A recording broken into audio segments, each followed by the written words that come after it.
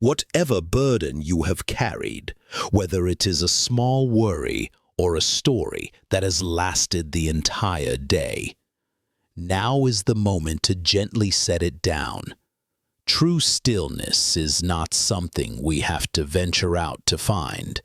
It is the deep place we return to, much like the river eventually finds its way back to the sea. And tonight, we will not try to force the mind into silence. We will simply offer an invitation to gentleness. Allow yourself to sink, to be held by the quiet. Welcome to Lotus Whisper, where we learn to put down the day's heaviness and rest in the core truth of Zen. Tonight, we begin our journey with a simple yet profound acceptance, the acceptance that the mind is not our enemy, but merely a friend who has been misunderstood.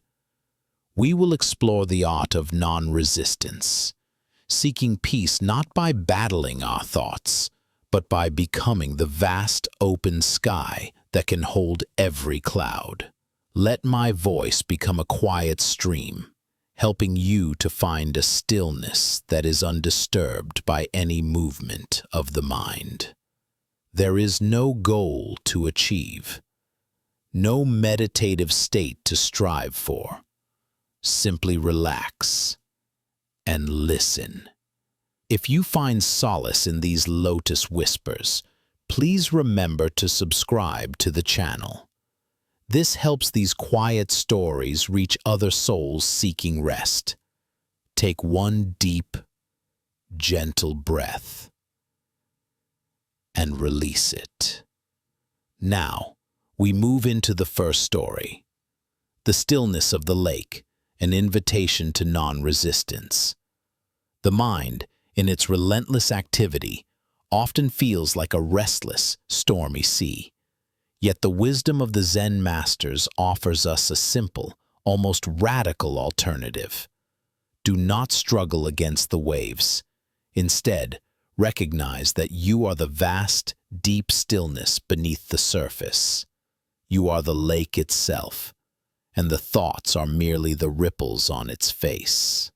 Tonight, let us begin with the story of Kai, a young apprentice painter who lived high in the mountains, near a secluded monastery.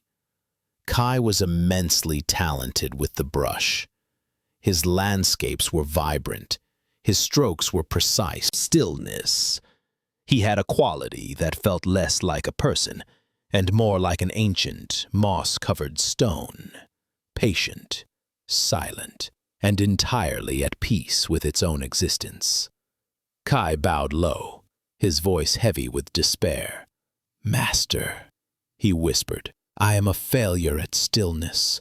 I can paint the peace I see outside, but I cannot find it within.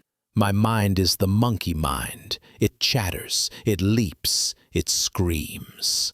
I fight it, but the more I fight, the louder it becomes. Tell me, how do I quiet this restless creature so that I may finally rest?" Master Kaito was silent for a long time. The only sounds were the soft lapping of the lake against the shore and the distant song of a mountain bird. When he finally spoke, his voice was like the gentle stir of wind chimes, clear, warm, and slow. "Young Kai," the master said, without even opening his eyes, "you describe your mind as a monkey, and that is a common, useful description. But what does a monkey do when it is chased?" Kai thought for a moment. "It runs, master. It cries out. It fights back. It becomes agitated." "Exactly," the master affirmed. "And what does the pursuer do?" "The pursuer chases harder, yells louder, growing more and more determined to catch the monkey. And so," Master Kaito concluded, his voice full of gentle finality, "you have made yourself both the restless monkey and the determined pursuer. The exhaustion you feel is the combined energy of the chase." Kai was stunned into silence. He had never seen his struggle in that light.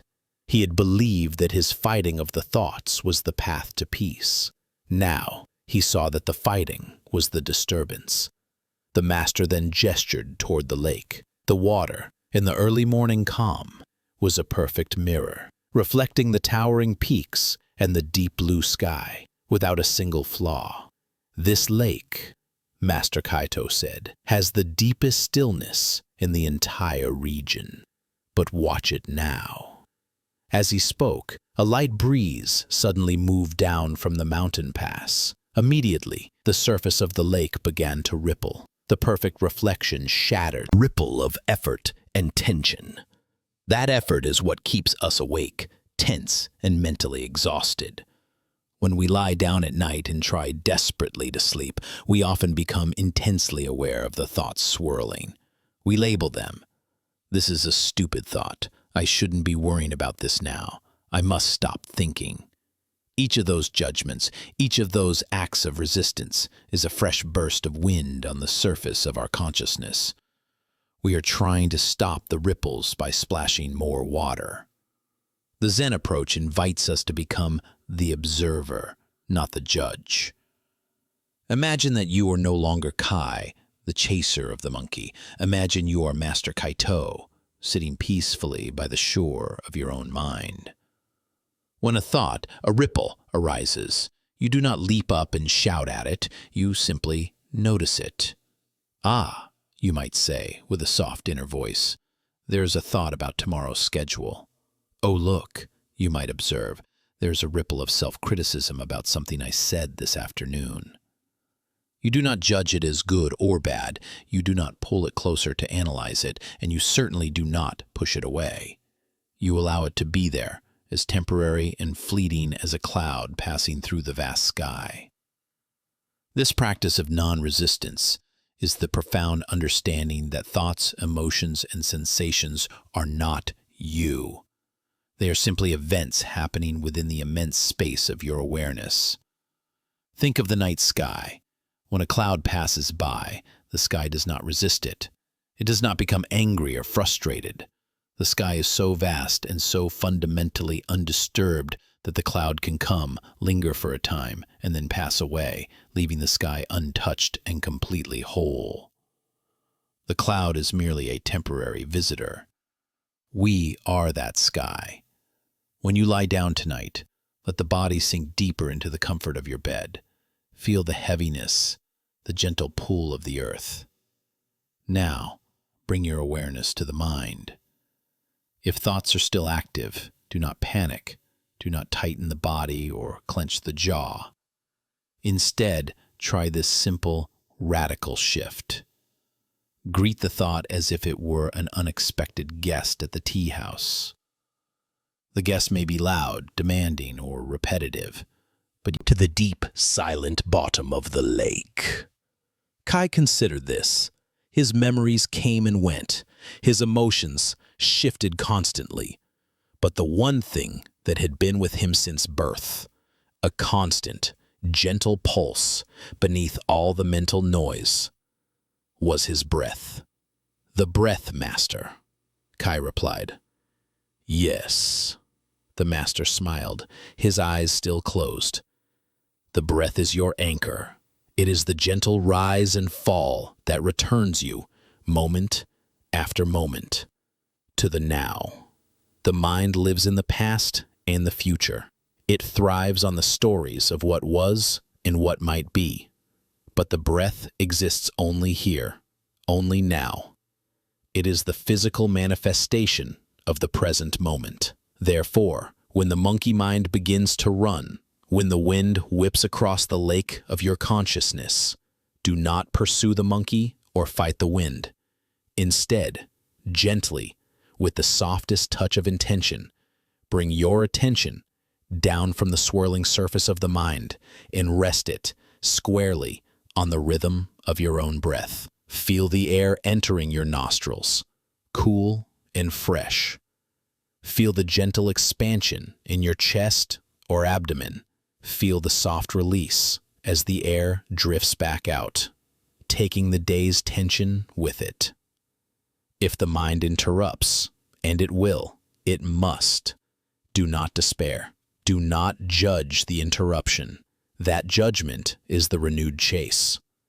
Instead, simply acknowledge, a thought has arisen, and with the gentleness of a feather landing on silk, return your awareness to the next in-breath.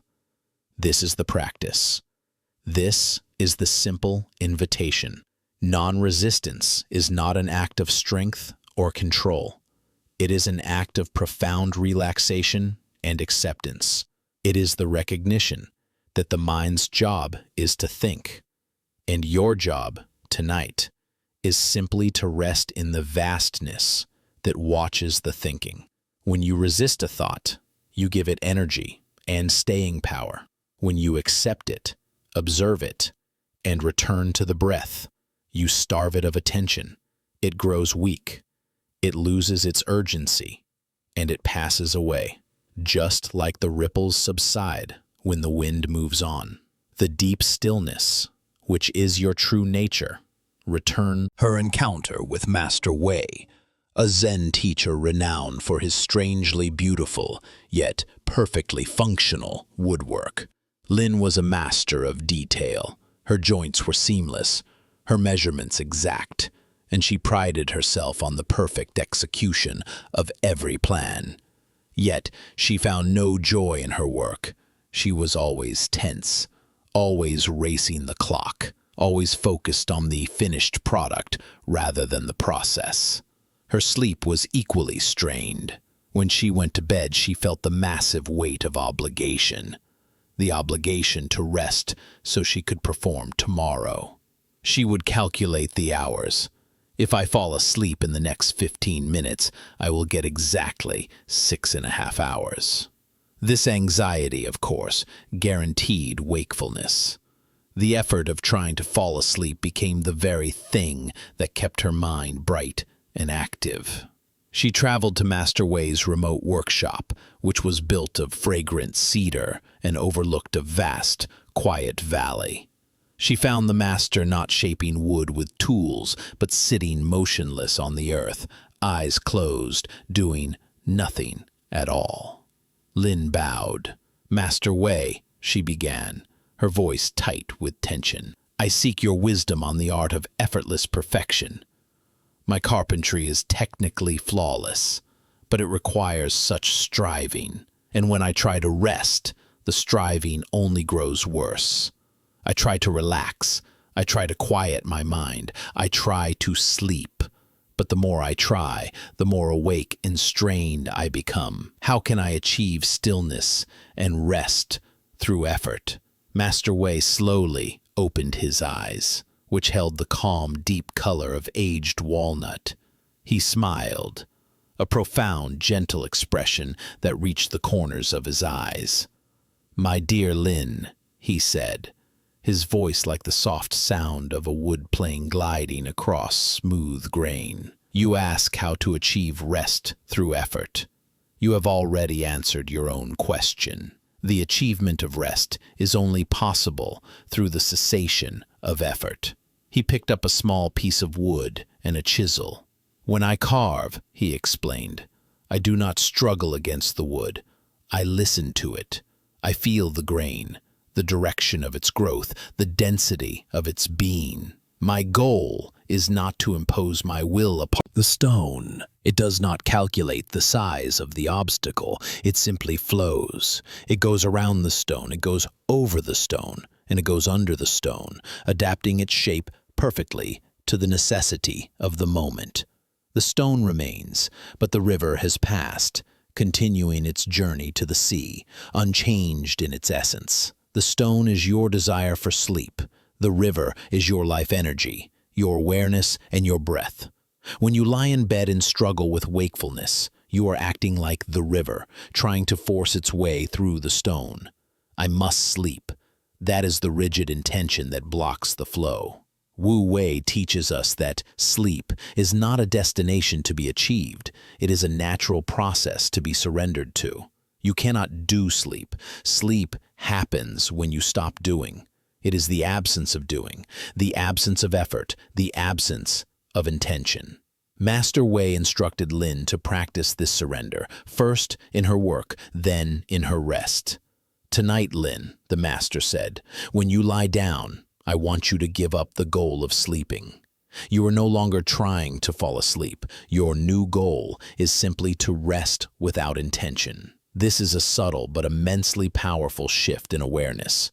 When you abandon the goal of sleep, you instantly release the massive pressure that has been keeping you awake. You remove the stone from the river's path. Instead of saying, "I must rest," you simply declare, "I am resting." You are resting your eyes. You are resting your limbs. You are resting your voice. You are resting your body on the soft surface of the bed. This is already happening. This is Wu Wei in action, resting with the natural state of stillness. That is available right now, in this moment. When thoughts arise, remember the principle of non-resistance from the previous section. But now, add the wisdom of Wu Wei. Do not even try to be non-resistant. The attempt to be non-resistant is still effort. Instead, let the thoughts be. Let them drift. And when you notice the body tensing up, the shoulders hiking toward the ears, the jaw clenching, the stomach tightening, use that tension as a gentle signal, not to force relaxation, but to simply release the energy of effort. Imagine the tension as a rope you have been holding tight all. When we practice Wu Wei in our nightly rest, we step out of the driver's seat of the mind. We become the passenger, trusting that the great, natural forces of the cosmos, the biological rhythms, the deep intelligence of the nervous system will take over and guide the body to rest when it is truly ready. Lin practiced this daily. She stopped trying to make her carpentry perfect. She simply focused on the next gentle cut, the next smooth plane, letting the movement flow from her body, not from her demanding will.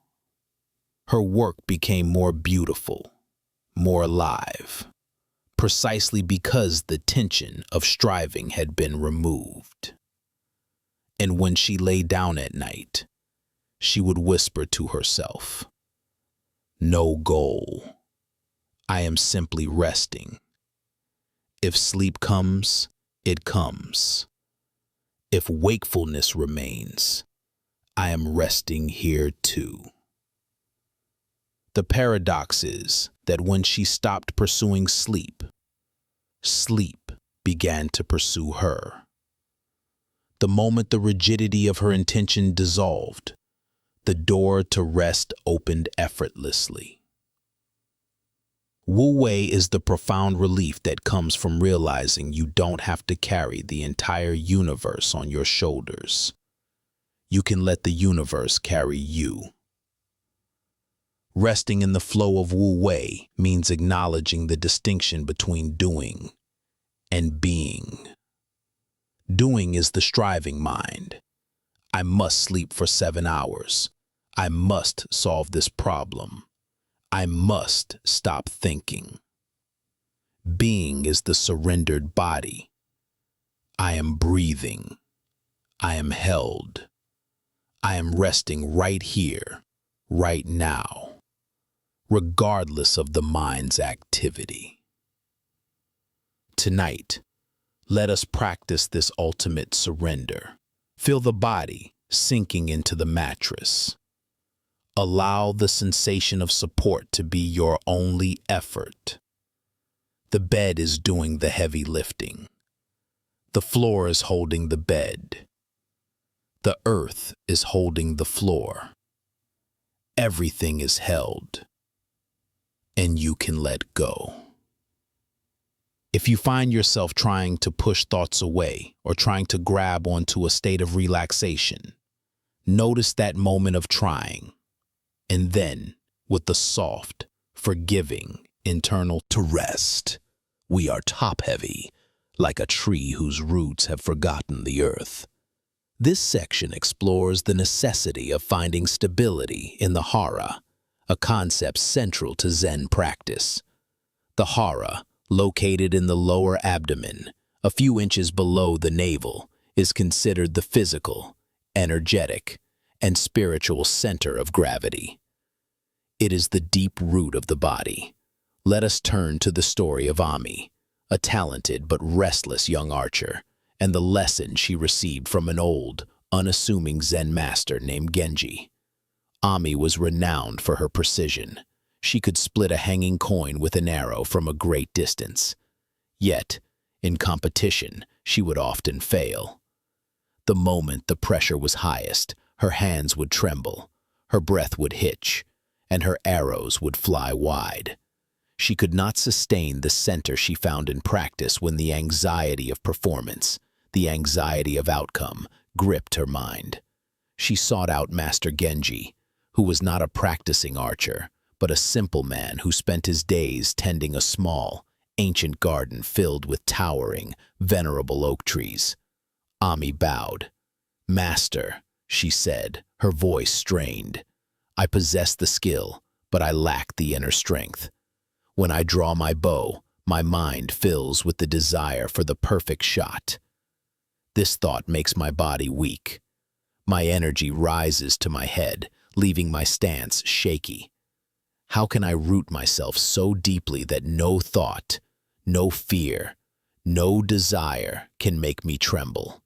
Master Genji, who was meticulously pruning a bonsai tree, paused and looked up at the vast, immovable oak behind them. Its trunk was thick and rugged, and its branches, though currently bare, suggested immense, quiet power. "Ami," the master said, his voice soft like the rustle of dry leaves. "Where does the strength of this great oak reside?" "In its trunk, master," Ami replied quickly. "No," Genji gently corrected her. "The trunk merely holds up the canopy. Where is the foundation that allows it to stand unmoving through 1,000 storms?" "In its roots," Ami whispered, looking down at the earth, where the thick, dark roots of the oak disappeared deep. Therefore is not a mental technique. It is a gravitational shift. We are consciously inviting the restless energy, the bright, overactive light of the mind to descend gently into the deep, dark, quiet earth of the body's core.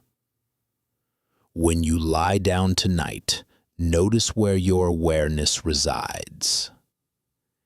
Is it buzzing behind your eyes? Is it swirling in your skull? If so, that is your restless, head-centric energy. Now, let us begin the descent. First, take a slow, deep breath, but direct the intention of the breath down, down, down into the lower abdomen, the area a few inches below the navel. Do not force the breath there, but simply imagine that the breath originates from that deep, warm core. When you inhale, feel the lower belly softly rise, like a tide coming in. When you exhale, feel the lower belly gently fall, like a tide going out. This is not about breathing hard. It is about breathing deeply and consciously. As you continue this deep, quiet breathing into the hara, imagine you are a tall, slender glass of water. All day, the water has been agitated, shaken up by the movement of thought and emotion. All the tiny particles of worry and planning are floating high up near the surface, near your head. Now, as you breathe into the hara, visualize the water becoming still. See the particles of worry, planning, and mental noise slowly, gently settling. They are not destroyed. They are simply allowed to sink down, down, down until they settle on the bottom of the glass, the deep, quiet floor of your core. When your awareness settles in the hara, two powerful things occur. One, you are no longer top-heavy. The energy that was fueling the overactive mind has been brought back to the physical center. The body becomes heavy, grounded, and profoundly supported. Two, the breath becomes automatic and deeply calming. Effortless alignment. Tonight, as you lie in the quiet, practice this gentle descent. Let the weight of your awareness shift away from the light and noise of the head. Imagine a warm, heavy stone resting gently in your lower abdomen. Feel its weight, its stillness, its comforting gravity. With every out-breath, say a quiet, internal ah, and feel any remaining tension in your chest and shoulders drain down the body, gathering in the hara. It is like allowing a gentle, heavy liquid to pour down from the high shelves of your mind into the deep, quiet basin of your core. Resting in the hara means resting in the deep confidence that your true strength is not in your thinking, but in your unshakable presence. It is the wisdom of the earth, steady, heavy, and eternally patient. Allow yourself to become heavy, to become rooted, to become the vast, unmoving oak. Let the wind of thought blow where it will, but know that your deep roots hold you perfectly still, perfectly supported, and perfectly safe. Sink down, settle, rest. The golden mending. Embracing the flaw of wabi-sabi. In our quest for rest, we often encounter the most exhausting obstacle of all, the inner critic. This voice demands perfection, obsesses over past mistakes, and constantly measures our current state against some imagined, flawless ideal. The pursuit of this mental perfection, the desire for a perfectly quiet mind, a perfectly relaxed body, or a perfectly executed day, is the ultimate drain on our energy, preventing the deep surrender necessary for sleep. Tonight, we explore the Zen concept of wabi-sabi, which finds beauty in the imperfect, the transient, and the incomplete. We also look at the profound practice of kintsugi, the art of repairing broken pottery with lacquer, dusted or mixed with powdered gold, thus treating the breakage and repair as part of the object's history, rather than something to be hidden. This wisdom is best understood through the story of Kenji, a master potter, and his encounter with the flaw. Kenji was known throughout the land for his exquisite tea bowls. His pieces were smooth, so seeing a microscopic flaw in the glaze, he hurled it against the stone wall. It shattered into 3 distinct pieces. The immense noise broke the silence, and moments later, his old master, who lived in a small hut nearby, appeared at the door. The master did not speak a word about the broken bowl. He simply knelt, gathered the 3 pieces, and carried them back to his own hut, motioning for Kenji to follow. Inside, the master began to carefully apply a thick, dark lacquer to the edges of the broken pieces. Over the next hour, he slowly, meticulously rejoined the fragments. Once the lacquer had set, the master took fine brushes and, with infinite patience, dusted the seams with a brilliant, luminous gold powder. The result was not a replacement for the original bowl, but something entirely new. The lines of breakage, now highlighted in gleaming gold, were not hidden. They were celebrated. The bowl was now stronger, more unique, and possessed a quiet, profound story that the original, perfect bowl lacked. It was a bowl mended by kintsugi. The master gently placed the newly mended bowl in Kenji's hands. "Tell me, Kenji," he asked, his voice soft as moss. Is this bowl ruined? No, master, Kenji admitted, staring at the golden scars. It is beautiful. The gold lines tell a story of breaking and returning. They give it a character it never had before. And yet, the master pressed gently, had I not intervened, you would have seen only the flaw, only the failure. You would have ground it back into the mud, destroying its potential for a deeper kind of beauty. The master explained the principle of wabi-sabi to the young potter. Life, like all handmade objects, is fundamentally flawed, transient, and imperfect. The true path to peace is not found in the exhausting effort to erase the flaws, but in the compassionate wisdom of embracing them. The inner critic, the voice that keeps you awake at night, is obsessed with hiding the breakages. It wants to hide the embarrassing memory, hide the moment of clumsiness, hide the imperfection in your performance, or hide the fact that your mind is one. Ah, you might say softly to yourself, there is the memory of my impatience this afternoon. That was a crack. And now comes the gold. Instead of condemnation, you apply the soft, radiant lacquer of self-compassion. You treat the memory not as a reason for self-punishment, but as a place to apply gold. I was impatient, yes. I am imperfect. That is simply the human condition. I will learn from it, but tonight I will simply hold that imperfection with kindness.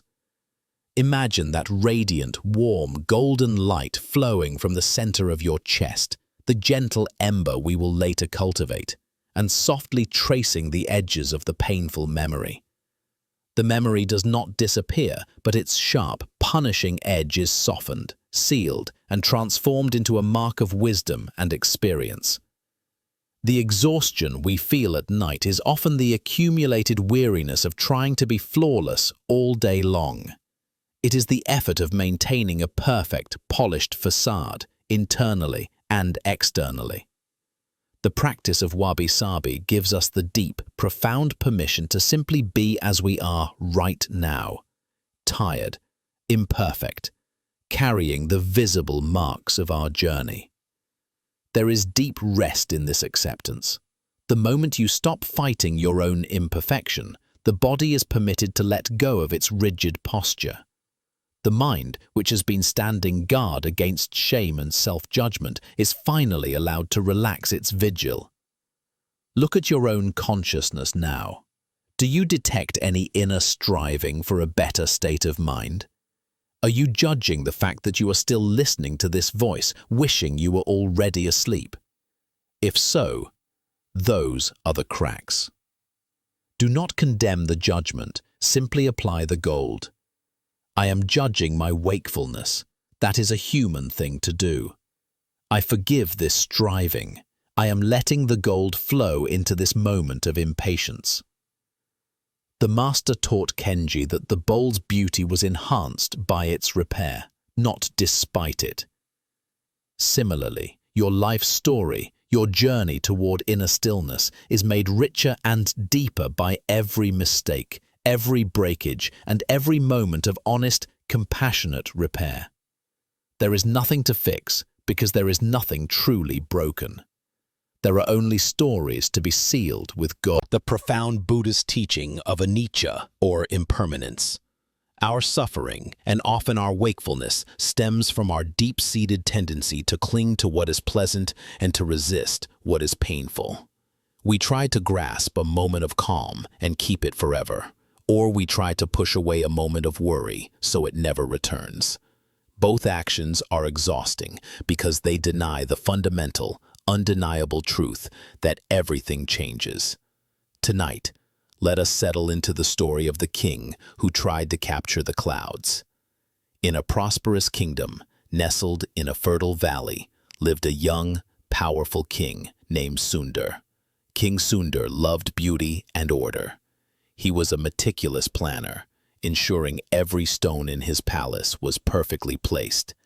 Every garden was pruned to absolute symmetry, and every law was enforced with flawless precision. His life was a monument to control. But King Sundar was deeply disturbed by the sky. He loved the pure, brilliant blue of the summer day, the gold-tinged serenity of the sunset, and the silver stillness of the moonlit night. These moments brought him a sublime peace he could not find anywhere else. However, he loathed the dark, churning violence of the storm clouds, the heavy, dull gray of the overcast days, and the chaotic movement of the wind-whipped rain. He found himself consumed by a desperate wish to make the beautiful moments permanent and banish the unpleasant moments forever. He called his wisest ministers and offered an immense reward. "I command you," the king declared, his voice ringing with absolute authority, "to devise a way to capture the most beautiful, perfect blue of the sky, to seal it within my royal chamber so that I may rest in its peace always. And simultaneously, you must find a way to stop the dark clouds from ever entering the valley again." The ministers labored for months. They tried constructing immense crystal domes to trap the light. They built enormous wind cannons to push the storm clouds away. All their efforts failed. The sunniest day was always followed by night. The beautiful blue sky was always followed by the passage of a gray cloud, and the darkest storm eventually gave way to the return of the sun. The sky, in its vastness, obeyed. He continued, "The beautiful blue sky is beautiful precisely because it is temporary. If it were permanent, you would cease to notice it. It would become merely the ceiling of your prison. The storm clouds are disturbing only because you refuse to accept their transient nature.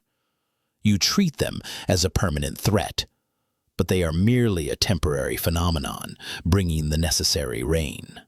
The monk offered a simple instruction. "Tonight, Your Majesty, when you lie down, do not try to capture the beautiful feelings, and do not try to banish the dark thoughts. Instead, simply become the witness to their arising and their passing. Do not cling to the sun, do not resist the cloud. Just observe." This is the essence of resting in impermanence. It is the deep realization that all experience is temporary. Think of the thoughts and emotions that keep you awake. The deep pleasure of a memory you don't want to fade. The piercing anxiety of a future event you desperately want to prevent. Both are born from the same illusion, the belief that something can be held onto or pushed away permanently. When you resist a dark, worrisome thought, you are saying, "This must stop. I cannot bear this." You give the thought immense power, freezing it in place like the king trying to stop the storm. When you cling to a moment of peace, you are saying, "This must last." And the very act of trying to hold it creates a tension that immediately breaks the peace you are trying to preserve. The path of anicca is the path of radical, constant letting go. It is seeing the truth of your own experience in real time. When a thought arises, simply label it, not with judgment, but with the quiet wisdom of the monk. This is arising. When a peaceful feeling arises, a wave of deep relaxation, a sudden sense of safety, acknowledge it, but do not try to seize it. Whisper, "This is passing." When a difficult emotion arises, a flash of frustration, a pang of loneliness, do not fight it.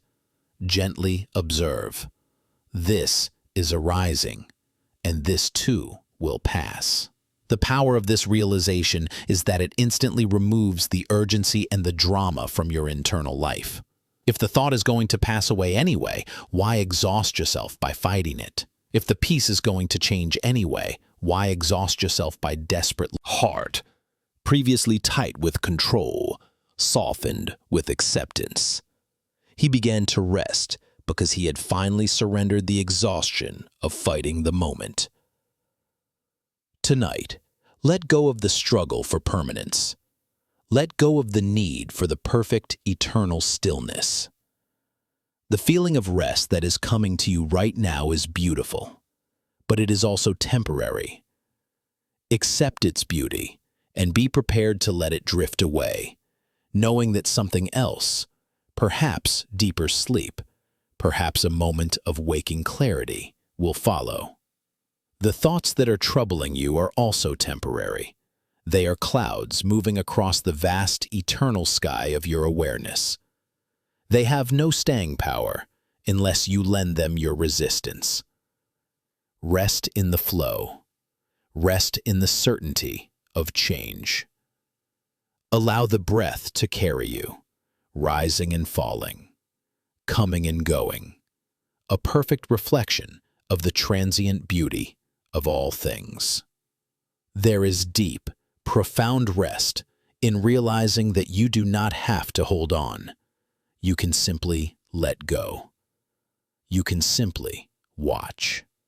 The true sky, your deepest, quietest self, remains untouched and unchanging beneath all the movement. Sink into the relief of impermanence. Part 6. The vast canvas.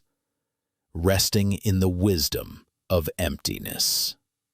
Having rested in the certainty of change, anicca, we now move toward a concept that is often misunderstood, yet holds the key to the deepest rest. Sunyata, or emptiness. In Zen, emptiness is not a nihilistic void or a blank nothingness. Instead, it is the fundamental nature of reality, the vast, silent, receptive space that allows all things to arise, interact, and pass away. It is the wisdom that nothing possesses a permanent, independent self, including our own thoughts. The exhaustion we feel often comes from trying to find a solid, permanent self or substance within our turbulent experiences. We treat our worries as solid facts, our fears as concrete predictions, and our thoughts as an undeniable, personal identity. Emptiness is the realization that these are all temporary, dependent, and fundamentally empty. He sought the advice of Master Hakuin, an elderly monk known for his ability to write a perfect enso effortlessly, using a brush as light as a feather. Ren bowed. "Master," he pleaded, "I have mastered every stroke, yet I cannot capture the perfect circle. My mind is too full of my own striving. I am full of Ren. How can I empty myself enough to let the circle simply flow?" Master Hakuin gestured to the large, blank rice paper laid out on the floor. "Tell me, Ren," the master asked, his voice calm and airy, "what is the most essential part of this paper?" Ren thought of the expensive, fibrous material, the quality of its weave. "The paper itself, master, the surface upon which the ink rests." "No," Hakuin gently corrected him. "The paper is important, yes, but the most essential part, the part that allows the paper to be useful, the part that allows the beautiful black ink to become visible, is the space." The master dipped his brush in ink and, with a quick, elegant motion, painted a perfect, beautiful enso. "This circle," Hakuin explained, pointing to the thick black line, "is your thought, your identity, your worry, your joy. It is all the things that occupy your mind. But look around the circle. Look within the circle. The circle only exists, only has meaning because of the infinite, unpainted, silent emptiness that surrounds it and holds it." The teaching of emptiness is the deep truth that awareness is the space, not the content. You are not your worries. You are not your plans. You are not your memories. These are all temporary, dependent forms, the black ink lines drawn on the canvas of your consciousness. But if you remove the black ink, the canvas remains. It is silent, vast, receptive, and eternally untouched. This is sunyata. This is your true nature. When you lie awake tonight, you are struggling with the content, the noise, the thoughts, the thick, urgent lines of ink. You are trying to scrub the ink away, which, as we learned in part 1, only damages the paper. The wisdom of emptiness invites you to shift your focus. Sky is empty of bird nature, and yet it is the only thing that allows the birds to fly. This is the great paradox of emptiness. It is the fullness that allows all life to exist. As Rin learned to practice this, he stopped clinging to the identity of Rin, the striving calligrapher. He sat with the blank paper and simply breathed, dropping his awareness into the deep, quiet center of his hara, as practiced in part 3. He allowed himself to become the space. When he finally took the brush, he let the circle flow from the stillness, not from the effort. His Enzo was flawless, not because it was perfectly symmetrical, but because it was alive. A spontaneous expression of the space that held it. Tonight, practice becoming the vast canvas. Let your body sink deeper into the support beneath you, relaxing the idea that your physical form is a solid, fixed entity. Feel the spaciousness within the skin, the hollow quality of the bones, the vast air held in the lungs. Bring your awareness to the space between your thoughts. Even the most relentless mind has tiny gaps. A microsecond of silence between the end of one sentence and the beginning of the next. Rest in those gaps. Rest in the quiet before a sound, and the silence after it fades. If the mind is busy, do not resist. Simply open the space wider. Imagine that your head is no longer a small, confined room, but an enormous, silent auditorium. The thoughts are tiny, distant speakers on a massive, empty stage. You are seated comfortably in the very back row, watching the tiny performance play out far away. You are the vast, silent hall that contains all the noise without becoming the noise itself. This profound realization that you are space, not content, is the ultimate freedom from exhaustion. The true self is not the anxious mind. It is the boundless, quiet consciousness that watches the anxiety come and go. Sink into the boundless relief of empty existence. Let us explore this through the journey of Ren, a gifted calligrapher, and his struggle with the Enzo. The Enzo is a famous Zen circle, a simple stroke painted in one fluid, spontaneous breath. It symbolizes many things: the whole universe, the beginning and end of all things, and the ultimate truth of emptiness. Ren could study the Enzo for hours, but when he took his brush to paint his own, he failed repeatedly. His circles were tight, strained, or incomplete. He tried to make a perfect Enzo, but the perfect circle always eluded him. His mind was heavy with the weight of his own identity. I am Ren, the calligrapher. I must prove my skill. My reputation depends on this circle. This striving, this clinging to a solid sense of self and expectation made his hand tremble and his heart beat fast. The effort of holding on to his identity left him drained, and when he slept, his dreams were filled with swirling, incomplete circles.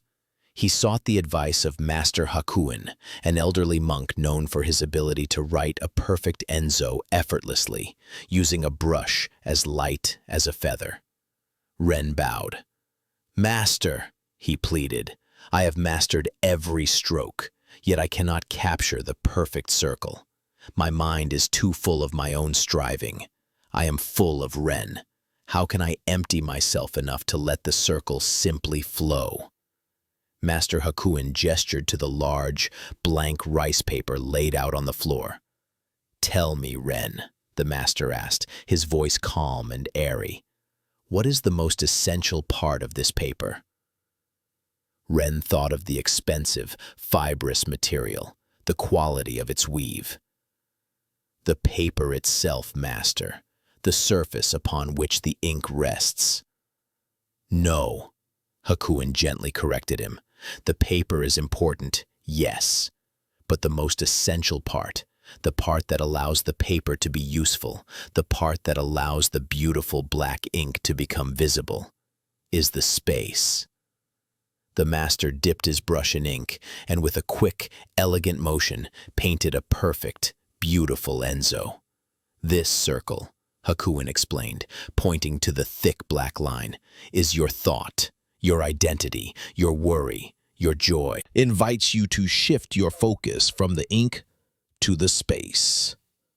When a thought arises, instead of engaging with the content, the meaning of the worry, simply notice the space that holds the thought. Where does the thought come from? Nowhere substantial. Where does the thought go when it fades? Nowhere substantial. It arises and dissolves within your vast receptive awareness. You are the infinite, unpainted rice paper. You are the canvas of the cosmos. Resting in emptiness is finding the deep, quiet confidence that no thought, no emotion, and no stressful event can ever truly fill you up or damage you, because you are ultimately spacious and boundless. Imagine your thoughts as tiny, temporary birds flying across the enormous sky. They flap their wings, they sing their songs, they call out their names. But the sky is so immensely vast that the noise and movement of the birds are entirely insignificant to the sky itself. The sky is undisturbed. The sky is empty of bird nature, and yet it is the only thing that allows the birds to fly. This is the great paradox of emptiness. It is the fullness that allows all life to exist. As Ren learned to practice this, he stopped clinging to the identity of Ren, the striving calligrapher. He sat with the blank paper and simply breathed, dropping his awareness into the deep, quiet center of his hara, as practiced in Part 3. He allowed himself to become the space. When he finally took the brush, he let the circle flow from the stillness, not from the effort. His Enso was flawless, not because it was perfectly symmetrical, but because it was alive, a spontaneous expression of the space that held it. Tonight, practice becoming the vast canvas. Let your body sink deeper into the support beneath you, relaxing the idea that your physical form is a solid, fixed entity. Feel the spaciousness within the skin, the hollow quality of the bones, the vast air held in the lungs. Bring your awareness to the space between your thoughts. Even the most relentless mind has tiny, effortless home. Rest in the quiet, supportive space. The open gate of now, the ordinary mind is the way. We have traveled a long distance from the noisy surface of resistance, through the stillness of non-effort, the security of the deep roots, the kindness of acceptance, the flow of impermanence, and the vastness of emptiness. Yet, after all this profound searching, the final, most liberating wisdom of Zen is revealed. There is no special place to go, no special state to achieve. This is the meaning behind the profound koan. What is the way? The ordinary mind is the way. The exhaustion we carry into bed often comes from a spiritual seeking, the striving for a better or higher consciousness. We believe rest is a destination, located somewhere other than where we are right now. We seek the enlightened mind, the perfectly quiet mind, the advanced, meditative mind. This seeking, this reaching, is a great tension in itself. To understand this, let us follow the story of a sincere, deeply devout young monk named Kenzo and his pursuit of the way. Kenzo had spent 10 years traveling from one monastery to the next, studying sutras, practicing fierce asceticism, and enduring grueling retreats. He was searching for the gate. He believed that enlightenment, the deep, final rest, was locked behind a magnificent, heavy door, hidden high in a secret mountain cave.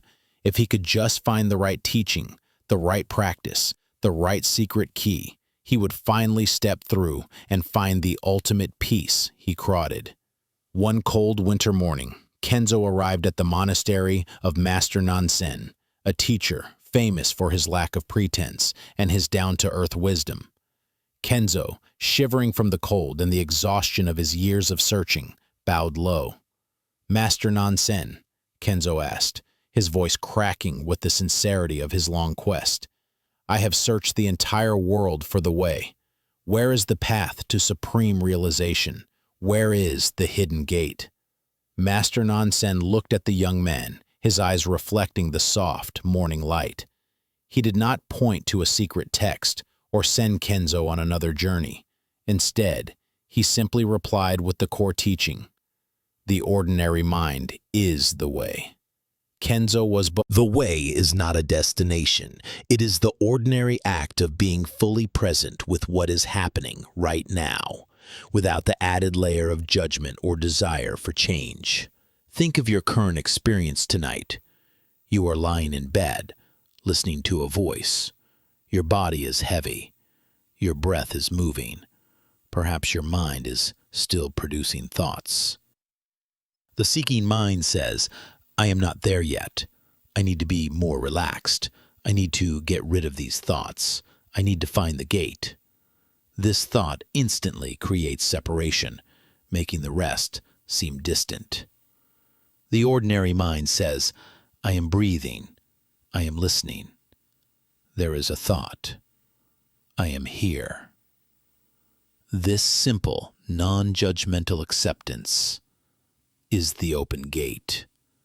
You are already through it. The Zen masters teach that the search for the extraordinary prevents us from appreciating the perfect, inherent rest in the ordinary. The struggle to achieve an advanced mind is the struggle that exhausts the present mind. Tonight, practice recognizing the profound sanctity of the ordinary. 1. The ordinary breath. Don't try to breathe deeply or perfectly. Just notice the air moving in and out of your body, exactly as it is, without trying to change its rhythm. This ordinary breath, which sustains your life effortlessly, is the way. 2. The ordinary sound. Hear the faint sounds around you. The distant traffic, the clock ticking, the quiet hum of your room. Don't label them as distractions that must be banished. Simply hear them. The ordinary moment of hearing is the way. 3. The ordinary body. Feel the pressure of the mattress against your back, the weight of the blanket, the simple, ordinary comfort of being still. This simple physical sensation, the awareness of the body resting, is the way. Kenzo, after months of simple, ordinary practice, chopping wood, carrying water, eating his meal with full attention, and simply resting when tired, finally experienced the great rest. It did not come in a flash of blinding light or a profound philosophical insight. It came as he was simply washing his bowl after dinner. He realized that the water, the bowl, the hands, and the act of simplicity of the ordinary mind. We now turn our attention outward, yet still inward, to the profound teaching of interconnectedness. The exhaustion of the mind is often the exhaustion of feeling separate, isolated, and solely responsible for our own well-being. We feel like a single, fragile entity struggling alone against a vast and indifferent world. The Buddhist concept of Indra's net, offers a powerful visualization to dispel this illusion of separation.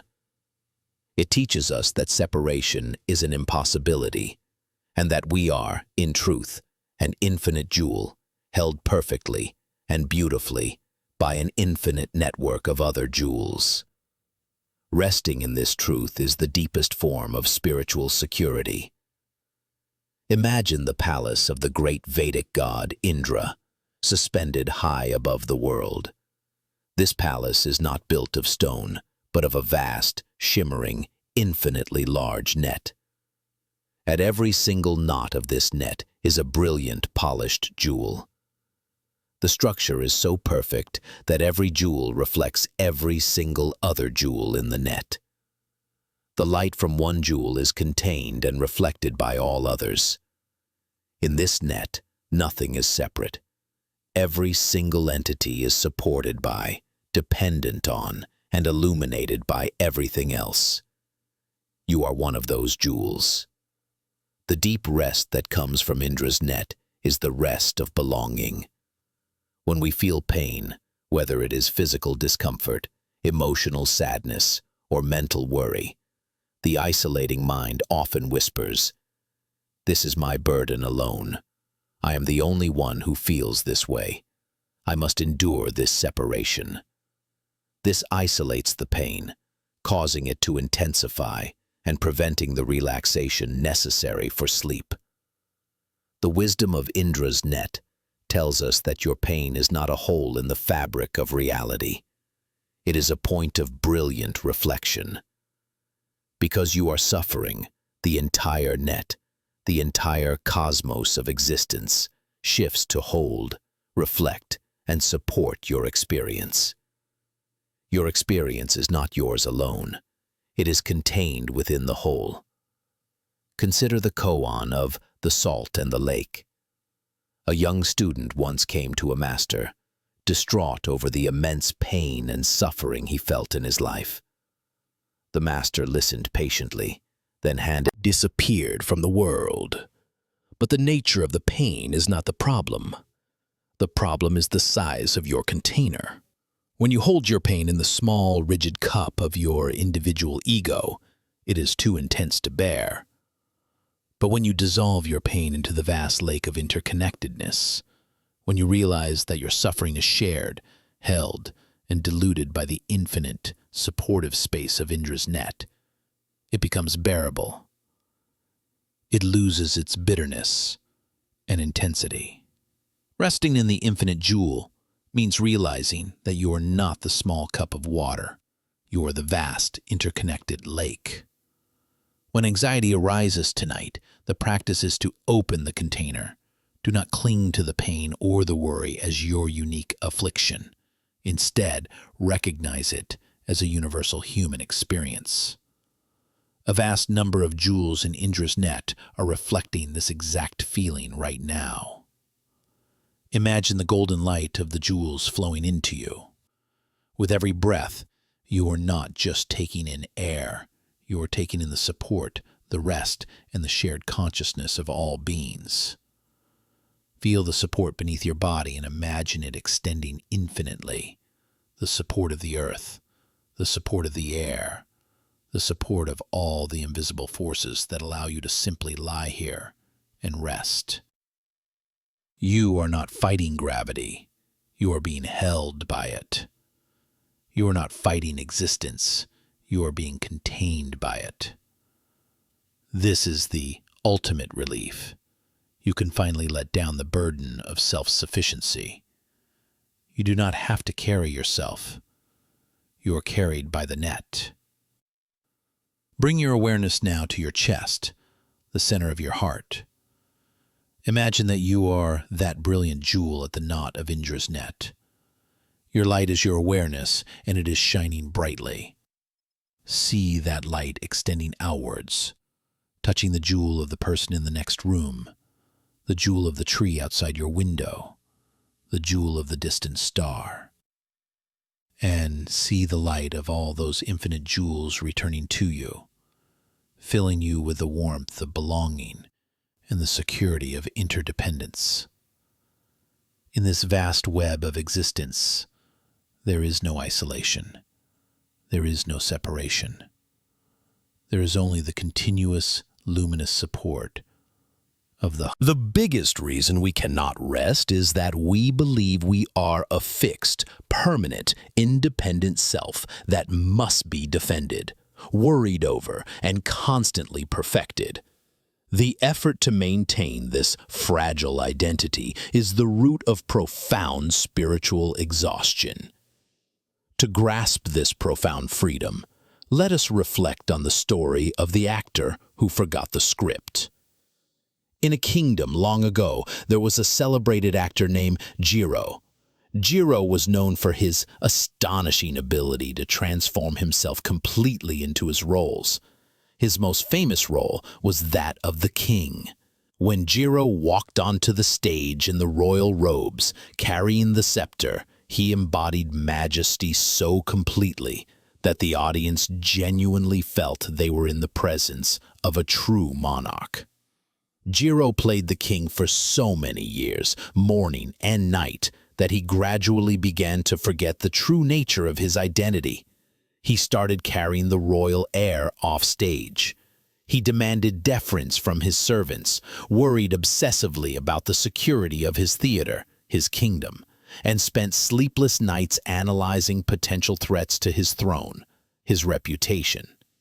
He began to live in a constant state of tension, the tension of maintaining the elaborate, exhausting facade of being king. He was trapped, not by a physical prison, but by the relentless effort to uphold a role that was fundamentally not him. He suffered from chronic exhaustion, his mind racing to predict and control every event that might threaten the king. One night, an old, quiet stagehand who had known Jiro since childhood watched the actor pacing fretfully backstage before a performance. Jiro was complaining bitterly about the weight of his responsibilities, the burdens of his crown, and the terrible anxiety of his position. The old stagehand looked at Jiro, the nervous, worn-out man in the expensive, heavy robes, and said gently, "My dear Jiro, the king is merely a role. You are an actor. Why are you so exhausted by the weight of a costume?" Jiro stopped short. The words pierced the illusion he had built around himself. The king is not me. In that quiet moment of realization, the immense weight of the crown, the robes, and the scepter instantly dissolved. He was not required to messed up that meeting. I am the one who needs to solve tomorrow. When these thoughts arise, do not fight them. Instead, simply recognize them as the script. You can observe. With the quiet relief of Jiro, there is the character, the king, worrying about his finances again. And there is the king, reviewing yesterday's performance, seeking a better scene. You are not those thoughts. You are not that script. You are the consciousness that watches the actor, Jiro, play the role of the king.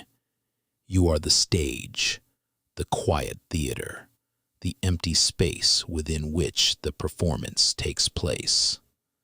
This is the ultimate freedom, because it is the freedom from responsibility for the things you cannot control. The actor is responsible for delivering the lines. The actor is not responsible for the outcome of the play, the weather, or the audience's reaction. Tonight, you have permission to resign from the role of the king. Feel the deep relaxation that comes from realizing you do not have to carry the entire universe. You do not have to solve every problem instantly. You do not have to be the unwavering anchor of your family or your career. These are all magnificent parts of the script, but they are not the true you. Gently release the tension in your face, the mask of the king that is perpetually tense with striving and defense. Let the jaw slacken. Let the shoulders droop. Let the stomach soften. Imagine the heavy, golden crown floating gently off your head. Feel the weight of the elaborate, restrictive royal robes falling away from your body. You are left in simple, light, soft clothing, the ordinary, essential being who needs nothing but to breathe and rest. Resting in not self is resting in the pure, quiet awareness that is always present, always whole, always untouched by the roles it plays. It is the peace of knowing that even if the role fails, you remain. If the script is criticized, you remain. If the king is deposed, you, the essential, quiet consciousness, are perfectly safe.